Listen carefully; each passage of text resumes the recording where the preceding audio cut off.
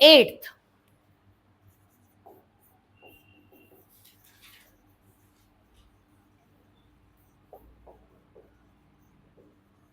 Exclamatory adjective. अब बात को समझना बेटा, सबसे पहले बोले मैडम ये एक्सक्लेमेटरी क्या होते हैं, तो बेटा मैंने ना नरेशन में आपको एक्सक्लेमेटरी सेंटेंसेस पढ़ाए। अब जिन बच्चों ने वहां क्लास नहीं लगा पाए हो तो आप ध्यान से यहां पर सुनिए। एक्सक्लेमेटरी जो वर्ड आया है ना वो कहां से आया है, एक्सक्लेम नाम के वर्ब से।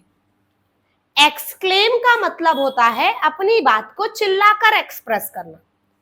अब चिल्लाना बोले वो जो मम्मी लोग चिल्लाती है वैसा वाला, मम्मी लोग जो डांटती है ना पर उनको भी क्या बोलते, चिल्लाते रहते हो तुम तो, है ना, वो चिल्लाना नहीं होता है बेटा।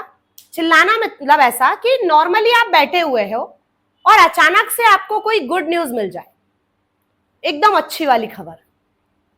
सपोज बैंक में 3 लाख रुपए आ गए, गलती से किसी के कहीं और आ गए, तो बैठे बैठे अभी स्माइल आ गई फेस पे, है ना, अभी पैसे भी नहीं आए हैं, तो एकदम से हम खुश हो जाएंगे, अरे अब तो ऐश हो गई अपनी।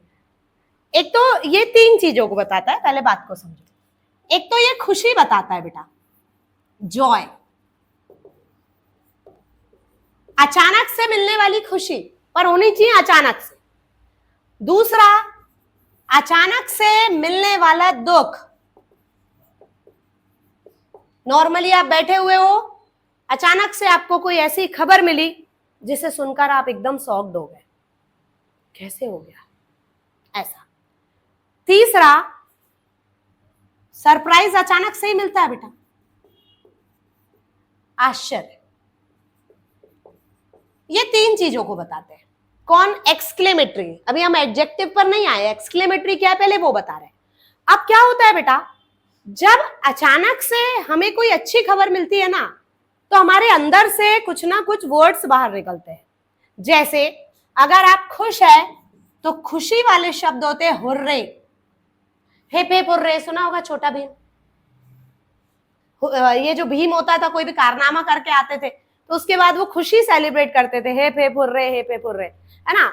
और आपने एक वर्ड सुना होगा ब्रावो, ये सुना है या नहीं, मैंने पता है कहां सुना है, एक टीवी शो आता था ना भाभी जी घर पर है, अभी आता है या नहीं वो मुझे नहीं पता, काफी बहुत पहले जब नया नया स्टार्ट हुआ था तो हमने 1 2 4 उसके एपिसोड देखे थे। उसमें एक वो कैरेक्टर होता था ना विभूति नारायण, निकम्मा, वो बहुत अच्छी इंग्लिश बोलते थे बेटा ना, वहां से मैंने कुछ चीजें ली है। ब्रावो खुशी का, वो उनके वहां से मैंने सुना है ब्रावो। और भी हम लोग कहते हैं कि जब हम खुशी में होते हैं तो हुर्रे, ब्रावो, वाओ। वाओ अगर कोई बोल रहा है तो वो खुश है, एक्सेलेंट, वेल डन। तो ये खुशी बताते हैं बेटा। इसके अलावा अगर बात आती है दुख की, ओह, आह, अलास। अच्छा, मैंने तो कुछ लोगों को खुशी में भी ओह बोलते सुना है। व्हाट्सएप पे मैसेज, जैसे अब कोई अच्छी खबर मिली है, ओह का मैसेज करते रिप्लाई में। मैंने बोला इनको ग्रामर पढ़ने की बहुत जरूरत है। ओह बेटा आश्चर्य बताने वाला और दुख बताने वाला शब्द है, अरे कैसे हो गया ऐसा। और आह जब कोई पीड़ा में होता है, दर्द में होता है तो आह। अभी किसी एक स्टूडेंट ने बताया, बोले मैडम लड़कियां पीड़ा में होती है तो कहती है आउच, ये भी एक वर्ड है पर ठीक है। अच्छा, अलास पता है कब बोलते हैं, जब हमें दुख भी है और अफसोस भी है। लॉटरी लेने जा रहे थे, लॉटरी का टिकट मन में आया 52 नंबर का ही लूंगा, और पहुंचते पहुंचते ही रास्ते में कुछ आपको दूसरा काम आ गया तो आपने सोचा आज नहीं लेता कल लूंगा, और जब लॉटरी का नंबर खुला तो पता चल रहा 52 ही था। तो एक दुख है कि 52 नंबर ले लेता तो मेरी भी लॉटरी आज लग जाती, और दूसरा अफसोस भी है, अलास। आपको क्या कहना चाहिए, अलास। अच्छा, इंग्लिश मीडियम को 52 नहीं समझता बेटा, इसलिए मैंने हिंदी में बोला है ना, लॉटरी वॉटरी के चक्कर में मत रहना, अपने आप तो चलता भी नहीं है ट्रेंड। चलिए, ओह, आ, अलास। इसके बाद सरप्राइज जब बताना हो ना बेटा, व्हाट आ। और आपने देखा होगा इसकी पंक्चुएशन कुछ इस टाइप की होती है, मार्क ऑफ एक्सक्लेमेशन बोलते हैं, इसमें आदि बोधक चिन्ह पढ़ा होगा ना आपने, स्कूलिंग में, तो एक्सक्लेमेशन का मार्क लगता है। अब मैटर सबसे बड़ी बात यह है कि इतने वर्ड्स है जो कुछ खुशी बता रहे हैं, कुछ दुख बता रहे हैं, कुछ आश्चर्य बता रहे हैं, पर इनमें एडजेक्टिव कौन बनेगा, ये बड़ा काम है। तो बेटा आप एक कॉमन सेंस देखिए, इन सभी में एक वर्ड दिख रहा है वाटर, इसमें क्या दिख रहा है, आ क्या है, आर्टिकल की पोजीशन, पोजीशन हर जगह बचाती है, पोजीशन को पढ़ा करो भाई, सबसे पहला काम। कोई भी पार्ट्स ऑफ स्पीच पढ़ रहे हैं हम उसकी पोजीशन आपको पहले बताते हैं, उसको ध्यान से सुना करो। आर्टिकल की पोजीशन मतलब यहां नाउन मिलेगा, तो पर्टिकुलर ये तो एक एडजेक्टिव हमें दिख ही रहा है वाटर, लेकिन अब और भी हो सकते हैं, तो चेक करने का बनता है। तो जैसे हुर्रे, इसको हुर्रा नहीं पढ़ना है ना, क्या पढ़ना है, हुर्रे। जैसे मान लो कहीं पर एक सेंटेंस मिला, hurray I have one the match, खुशी से उछलते हुए एक लड़का कह रहा है मैं मैच जीत गया। तो आप यहां चेक कीजिए बेटा, hurray I have one the match, ये जो हुर्रे शब्द है ना, ये पूरे सेंटेंस को मॉडिफाई कर रहा है, ना कि किसी पर्टिकुलर एक वर्ड। क्या बोल रहा है, हुर्रे मैं मैच जीत गया, तो इसमें कोई एक पर्टिकुलर वर्ड मॉडिफाई नहीं हो रहा है, क्योंकि एडजेक्टिव वो होता है जो किसको मॉडिफाई करता है, और यहां ऐसा कोई पर्टिकुलर नाउन मॉडिफाई नहीं हो रहा है, इसीलिए ये कोई भी आप चेंज कर दीजिए ना, हुर्रे की जगह ब्रावो, वाओ, एक्सेलेंट, ऐसे आप चेंज कर दीजिए, तो ये तो एडजेक्टिव्स नहीं बन रहे भैया, है ना। अब ओह आई हैव ruined, अरे मैं बर्बाद हो गया, मैं बर्बाद हो गई, तो ये भी ओह वर्ड क्या कर रहा है, पूरे सेंटेंस को मॉडिफाई कर रहा है। सेंटेंस मॉडिफाई करने वाला एडजेक्टिव नहीं होता है, नाउन को मॉडिफाई करने वाला एडजेक्टिव होता है, तो ये भी नहीं है। अब लेकिन वाटर को अगर हम यूज करें तो हम ऐसा बोलेंगे, वाटर ब्यूटीफुल बिल्डिंग। बताओ बिल्डिंग क्या है, उस बिल्डिंग की पहली विशेषता ब्यूटीफुल है, और ब्यूटीफुल भी है कि इतनी ज्यादा ब्यूटीफुल कि बंदा देख के सरप्राइज हो जाए। What a beautiful building it is, कितनी ज्यादा भव्य इमारत है। तो ये वाटर ने क्या किया बेटा, इस बिल्डिंग को क्या किया, मॉडिफाई किया। तो मॉडिफाई करने वाला एडजेक्टिव और मॉडिफाई होने वाला नाउन, नाउन को मॉडिफाई कर रहा है ना। तो इन पूरे एक्सक्लेमेटरी में सिर्फ कौन बनेगा, एडजेक्टिव, वाटर। ठीक है, कुछ एग्जांपल्स पर डिस्कस करते हैं। आपको याद होगा अभी हमारा वोडाफोन और आइडिया मिलकर वी हो गए, वीआई नहीं बोलते उसको, वी बोलते हैं। वोडाफोन और आइडिया वी हो गए हैं, पर पहले वोडाफोन अलग था, आइडिया अलग था।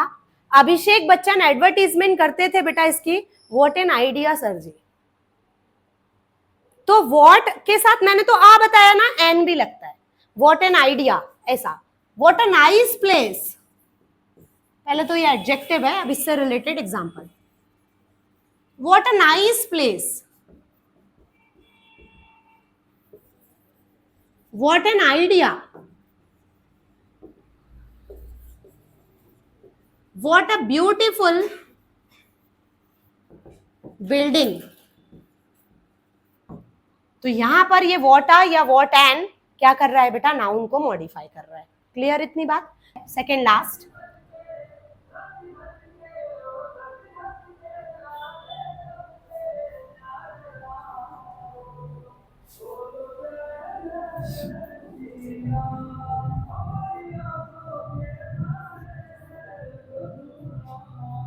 क्या होता है, किसी भी नाउन को जब हमें एम्फेसाइज करना हो, एम्फेसाइज का मीनिंग होता है बेटा बढ़ा चढ़ाकर बताना। बढ़ा चढ़ाकर अगर विशेषता बताना हो तो ओन वर्ड का हम यूज करते हैं। तो यहां पर बनने वाला एक एडजेक्टिव है ओन, ऑन नहीं पढ़ते, ओ एन ऑन होता है प्रीपोजिशन, और ये ओन है, ये एडजेक्टिव है। ठीक है, अब जैसे मान लो आपको एक एग्जांपल बताती हूं मैं। एक बच्चा यहां से उठ के गया, जब वो उठ के गया ना बेटा, तो उसका वॉलेट वहां गिर गया। बच्चे का ध्यान नहीं था, वो निकल गया। मैं यहां बैठ के कुछ काम कर रही थी, मेरा भी ध्यान नहीं था। अगला स्टूडेंट उठा, जब वो जाने लगा तो उसे नीचे वॉलेट देखा, तो वो झुककर उसे उठाने के लिए जब झुका तो मेरी नजरें एकदम से पड़ी, मैंने देखा कि वो उठा रहा था। ऐसा हो सकता है या नहीं? हो सकता है। अब क्या हुआ, जब मैंने उसे उठाते देखा, अच्छा मैंने जब उसे उठाते देखा तो मैं तो पहचानती हूँ ये बच्चा कौन है। उसने उठाया, देखा, जेब में रखा, चला गया। अब जिसका वॉलेट मिसप्लेस हुआ था वो वापस आया, कहता है मैडम मेरा ना यहाँ कहीं वॉलेट गिरा क्या? अब जिसका गिरा था, मैंने गिरते तो नहीं देखा, पर मैंने एक बंदे को उठाते हुए जरूर देखा है। अब इस बात को बोलने का तरीका मैंने तो देखा है। अब इस बात को बोलने का एक तरीका ये होता है, हाँ बेटा मैंने देखा है, वो फलाने लड़के ने आपका ये वॉलेट उठा के ले गया। रुको मैं उसको बुलाती हूँ, मेरे पास नंबर है, किसने ले गया ये भी मुझे मालूम है, पर उसने मुझे बताया नहीं कि मैडम मुझे वॉलेट मिला। एक तरीका ये हो गया। या दूसरा तरीका इसी बात को बड़ा चढ़ा के बोलना, हाँ मैंने उसे खुद अपनी आंखों से तुम्हारा वॉलेट उठाते हुए देखा। खुद अपनी आंखों से का क्या मतलब? आदमी अपनी आंख से देखता है बेटा, पर उसी बात को क्या बना दिया, बड़ा चढ़ाकर। जैसे कई बार टीचर्स बोलते हैं ना, मैंने इस एग्जाम्पल को खुद अपनी आंखों से पेपर में देखा है। अरे तो हाँ भैया, अपनी आंखों से देखते हैं, उधार लेके नहीं देखते, देना बोलो थोड़ी देर के लिए, है ना। पर उसी बात को आपने क्या किया, एम्फेसाइज किया। जब उसी चीज को नॉर्मल वे में बोलो तो उसमें एम्फेसाइज नहीं यूज किया, लेकिन वहीं पर जब आपने अपनी बात को बड़ा चढ़ाकर बताया उसको एम्फेसाइज किया। जैसे आपने देखा होगा आज तक और डीडी न्यूज, पुराने समय में चलता था ना डीडी न्यूज, आज कोई नहीं देखता क्योंकि उसमें स्पाइसी चीजें नहीं मिलती, मसालेदार। और वहीं पर आप आज तक, एनडीटीवी, जी न्यूज, इस टाइप के चैनल देखते हैं तो आपको उसमें बढ़िया से एम्फेसाइज करते हुए चीजें मिलती है और वो हमें पसंद भी आती। तो ये एम्फेसाइजिंग जो एडजेक्टिव होता है ना बेटा, खुद का, निजी, पर्सनल। सपोज एक आध गाड़ी खरीद ली, अब रिश्तेदार के यहाँ शादी है तो बोले खुद की गाड़ी से चलेंगे, अरे मुंह दिखाई भी हो जाती है ना उसी बहाने। अब किसी ने इतने में पूछ ही लिया, गाड़ी हाँ खुद की है, निजी है, पर्सनल है, कितना एम्फेसाइज कर दिया बेटा, एक बात में भी बात हो जाती। पर उसी चीज को क्या किया आपने, बढ़ा चढ़ाकर बताया। तो जो इस टाइप का एडजेक्टिव होता है उसे हम एम्फेसाइजिंग कहते हैं, और वो यूज होने वाला वर्ड कौन है, ओन। अब जैसे एक सेंटेंस को देखो, सबसे पहले आई सॉ हिम, मैंने उसे देखा, विथ माई ओन आईज। अब इसमें देखिए क्या यूज किया हमने, माई पजेसिव, आंखें मेरी है, और ओन खुद की है। अब कई बार ना जब ऐसा एग्जाम्पल आता है ना तो बच्चों को लगता है कि मैडम आईज तो मेरी है ना, तो खुद की क्यों आएगा। तो बेटा माय यानी पजेसिव के साथ एम्फेसाइजिंग, अभी आपने पिछली क्लास में पजेसिव पढ़ा ना, पजेसिव के साथ एम्फेसाइजिंग का यूज हम करते हैं, कर सकते हैं। आपने सुना होगा ना, ये उसका खुद का आइडिया था, मेरा नहीं था, ये मेरा खुद का आइडिया था, उसका नहीं था। तो मेरा भी बोल रहे, खुद का भी बोल रहे, उसका बोल रहे, खुद का भी बोल रहे, तो ये करेक्ट है। तो यहां पर हम एक नोट डाल के लिखेंगे कि जब हमें पजेसिव के साथ एम्फेसाइजिंग को यूज करना पड़े तो वैसा यूज हम कर सकते हैं। जैसे एग्जांपल में, this is his own idea, यह उसका खुद का विचार है या था। क्लियर बेटा। तो एम्फेसाइजिंग और पजेसिव एक साथ में यूज हो सकते हैं। क्लियर इतनी बात। जो आखिरी टाइप हमारा रहेगा ये प्रॉपर एडजेक्टिव। बेटा प्रॉपर के नाम से हमने कुछ पढ़ा है क्या पिछली क्लासेस में? प्रॉपर नाउन पढ़ा है? किसे कहते हैं प्रॉपर नाउन? जो किसी व्यक्ति का नाम या स्थान का नाम बताए, जैसे Chhindwara, India, America, Russia, proper noun है। अब ध्यान से सुनेगा, जो एडजेक्टिव प्रॉपर नाउन से ही बने और उसी की विशेषता बताए, जैसे सपोज ये पेन, पेन नाउन है, इस पेन की विशेषता है कि इंडिया में बना है, इंडिया प्रॉपर नाउन है, तो हम कहेंगे this is an Indian pen, this is an Indian pen. अगर ये कोरिया में बना होता तो हम कहते this is Korea pen, Korean pen, this is a Korean pen. तो यहां पर क्या होता है कि जिसमें, अच्छा इंडिया में बना तो विशेषता कहां की होगी, इंडिया की, तो जो प्रॉपर नाउन से ही बने और उसी की विशेषता बताए वो प्रॉपर एडजेक्टिव। जैसे इंडिया से बनेगा इंडियन, अमेरिका से बनेगा अमेरिकन, रशिया से बनेगा रशियन। जैसे कहीं पर ऐसा बोला this is an Indian dish, he is a Russian worker. तो बेटा वर्कर नाउन, डिश नाउन को मॉडिफाई कौन कर रहा है, इंडियन और रशियन। तो बेटा इंडिया की विशेषता इंडियन में है, प्रॉपर नाउन की विशेषता और उसी से बना हुआ एडजेक्टिव है, ये भी सेम है, ठीक है। तो इस प्रकार से सबसे इजी टाइप कोई है तो प्रॉपर एडजेक्टिव है। और बेटा एक आदि यूज बनता है यूजेस में, पर एग्जाम में उतना ज्यादा नहीं आता। तो आज के जितने भी टाइप्स है ना, चाहे इंटेरोगेटिव कह लो, एक्सक्लेमेटरी कह लो, एम्फेसाइजिंग कह लो या प्रॉपर, ये ज्यादा एग्जाम में नहीं आते हैं। एग्जाम का काम हमारा पिछली क्लासेस तक था, 6 टाइप तक ज्यादातर स्पेशल टाइप्स होते हैं, लेकिन इसके बाद की अब जो क्लासेस होंगी वो बहुत ज्यादा स्पेशल होंगी। अब ऐसा है ना बेटा 10 प्रकार है, तो हम ऐसा भी नहीं कर सकते कि 6 को पढ़ लो 4 को छोड़ दो। अब नॉलेज लेने निकले हैं तो कंप्लीट नॉलेज ही लेंगे ना बेटा। तो इस प्रकार से हमारे यहाँ पर आकर 10 प्रकार कंप्लीट होते हैं, ठीक है। हेडिंग बनाया आपने प्रॉपर एडजेक्टिव, लिखिएगा जो एडजेक्टिव